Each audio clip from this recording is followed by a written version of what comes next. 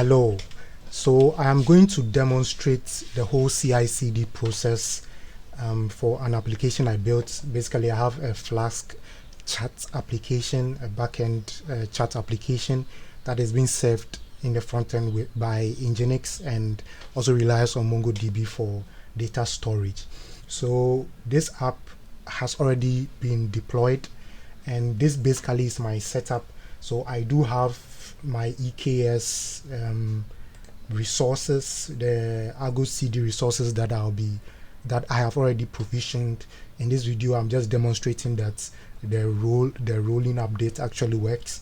So I've already provisioned them. I do have my terraform provisioning configuration files. I use this to provision my EKS, which is over here, Roam EKS. I just provisioned this EKS right now. Yes, and when you go into our main variables, right?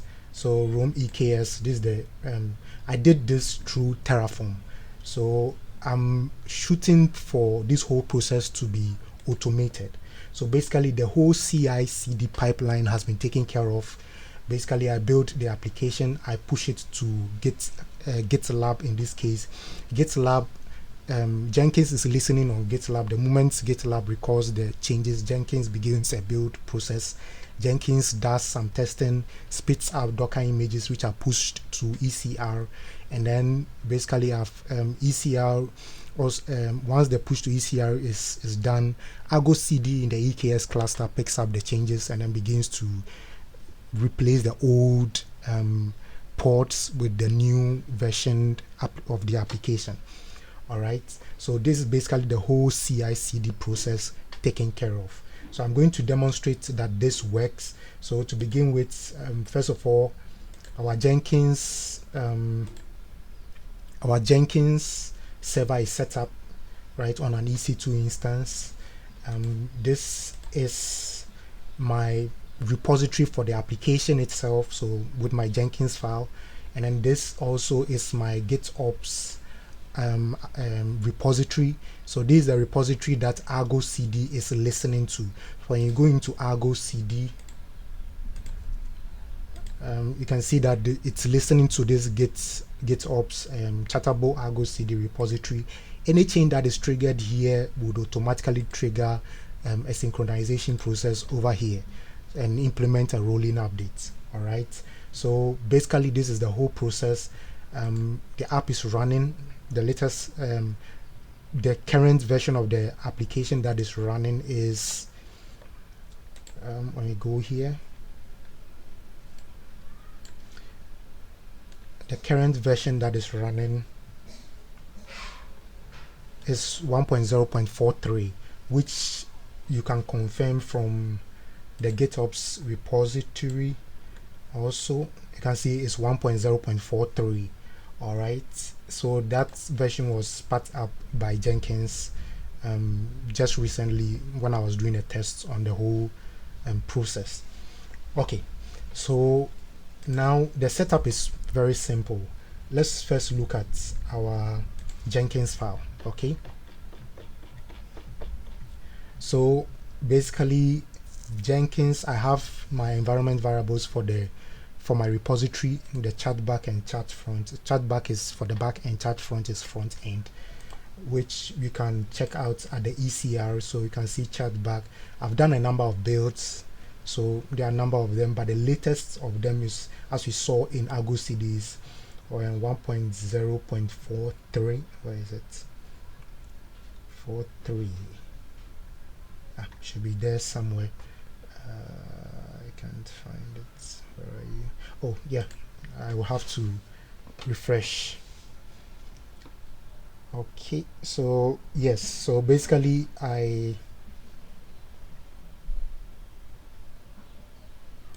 alright, so basically I have my repository link, and Jenkins checks out into the main branch. Basically I have two branches. I have the main branch and the feature branch. Feature branch is for feature building. When I build a feature, I run Jenkins process there to make sure that it works, and then if it works, then basically main branch tags the Docker image and pushes it to the ECR. So once we check inside Jenkins builds using Docker Compose, we are running Nginx and we are also running the application. So Docker Compose spits out these two images. All right. Then we run end-to-end test on the chat image to make sure that it's working. So I have a PyTest module inside the chat application. Yes, so I have a PyTest model that's so basically I will exec into the container, the running container for the application, and then run PyTest, and then later I just shut down the containers. Now if everything works very well, I'll calculate the latest version of the application, and this happens only on the main branch. So as I said, feature branch is for testing features, but if we want to release, we are releasing on the main branch. So I'll calculate the latest version by checking the tags, available tags, get the latest, add one to the patch version of the tag, and then get my current version. And then I tag the images that Docker Compose spat out. I tag them with the latest version and I push to my ECR. All right. Now, it's also important that we trigger a change in the gitops. So yeah, we finally see our 1.0.43. Okay, so in our gits, it's important to trigger a change here because ArgoCd is listening to whatever changes happen here. Any change that is triggered here triggers a synchronization process on the ArgoCd space. So that is basically CD, automated CD process. Whatever changes is triggered in your pipeline should trigger a change or a synchronization process in ArgoCd. All right. So we do that by in the Jenkins pipeline, or in the Jenkins file, we check out into the gitops repo. So as you can see here, we are checking out into the gitops repo using an SSH agent, and then we are manually changing the chat version, this very file. So we are manually changing this very file to the very latest version, and as soon as we do the change and then we commit the change, right, once we do a commit, ArgoCd will pick up. And then the last thing that we do is we clean our workspace to make sure that we don't leave any redundant artifacts that we'll not use. Okay, so let me just try and trigger some sort of a change here. Let's say just put this as 40. This versions file is not important. I'm not using it in a build process, but I'm just trying to use it to initiate a git push. All right, so git status, we see that we need to add the latest change. So let me do git commit -m version.tx updated. Sounds a reasonable git commit message, and then git push. So first of all, let's take notes of Jenkins. We see that it's on build 106. As soon as I do a git push, we are going to see a process triggered here. All right, so let's do git push. I want to push to main just now, so just to main, and yeah, let's push to main. Okay, so a git push, you can see that this process should trigger very soon. So I did this link between Git and the GitLab repository and my Jenkins using a webhook on GitLab. This is taking quite long. So 107 build 107 has just come in, and we will be looking at the logs very soon. So yeah, build 107 has started. Let's look at the logs. Yes, so Yeah, so our Docker Compose has started. Yeah, our Docker PyTest, the end-to-end test has started. Now we are at the release, the versioning aspect. You can already see that we have a new version, which is 1.0.44. So Jenkins has calculated the latest tag and is showing it to us. Remember that as at now, our latest version in our gitops repo is 1.0.43. So the build process is successful. Yeah, so we are moving from 1.0.43 to 1.0.44. Okay, so when I come here and I do a refresh, automatically we get 1.0.44. all right, now a change here means that ArgoCd has heard about this change, so I expect that ArgoCd should be triggering some sort of a synchronization. So as you can see, you see that we are out of sync. It means ArgoCd has anticipated a change somewhere, and yes, a synchronization process should start very soon. Sometimes it takes time for this whole process to start. It's supposed to be automatic, but sometimes it takes time, so I'll just basically trigger it manually. Even though it's supposed to do that automatically, I'll trigger it manually for the sake of the recording.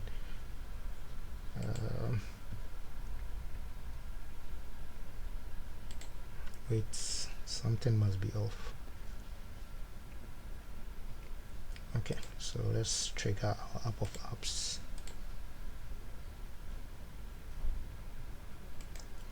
Okay, so essentially we are expecting, okay, so you can see this pod was spun up 19 minutes ago.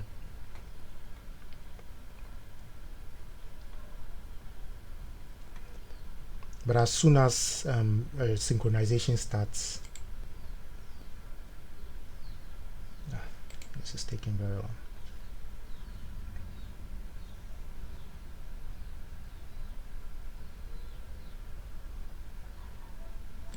Okay, let's look at what the error is.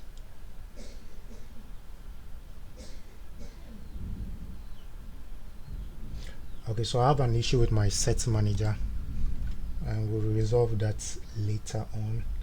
I just want to show them the aspect where the application is updated.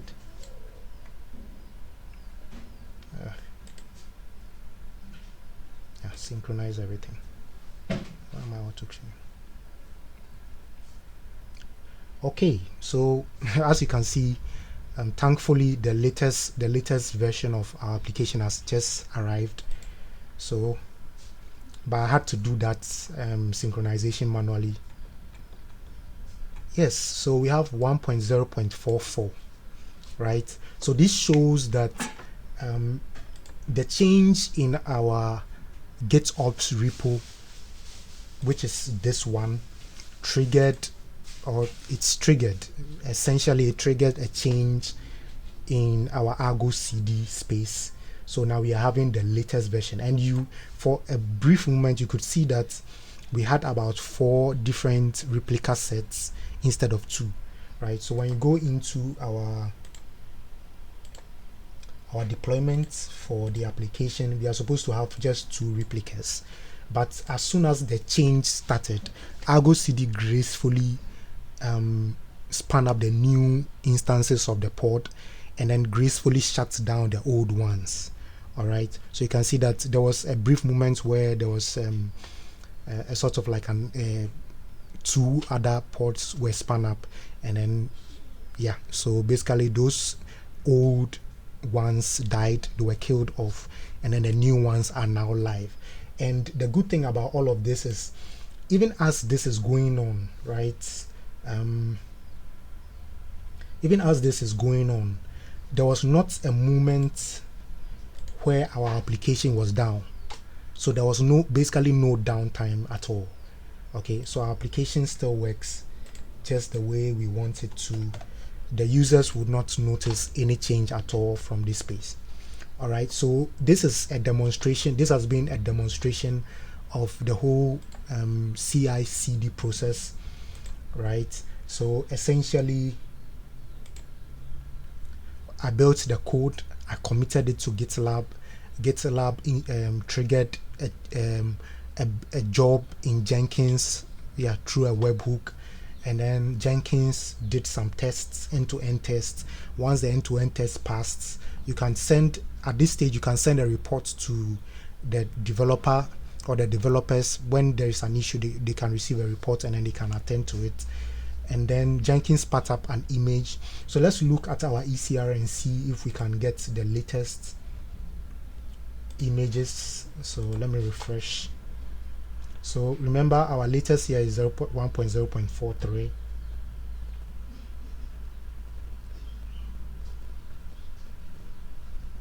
But now we should have 1.0.44.